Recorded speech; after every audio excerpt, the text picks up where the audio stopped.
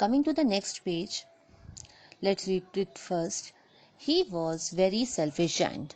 The poor children had now nowhere to play. They tried to play on the road, but the road was very dusty and full of hard stones, and they did not like it. As we have seen that the giant was very selfish and the children were frightened. They can't go to the giant's garden to play, and they don't have any other place to play except road.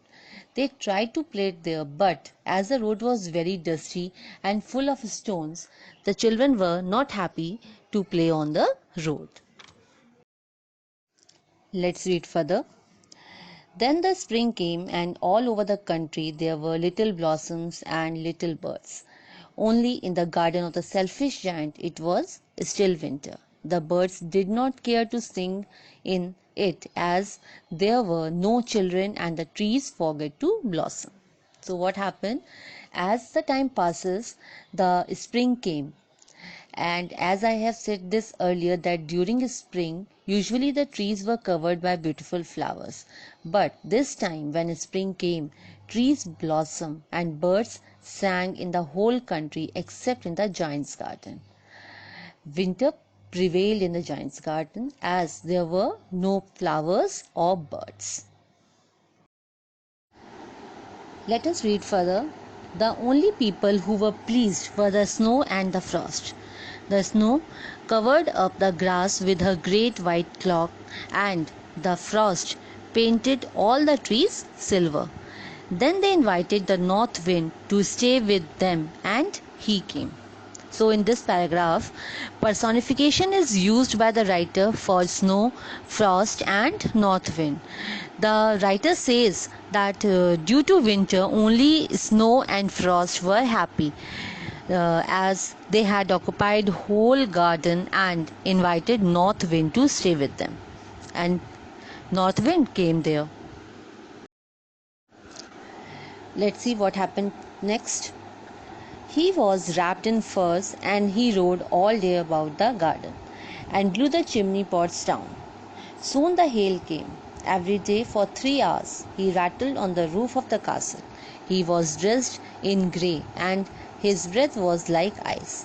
I cannot understand why the spring is so late in coming, said the selfish giant, as he sat at the window and looking out at his cold white garden.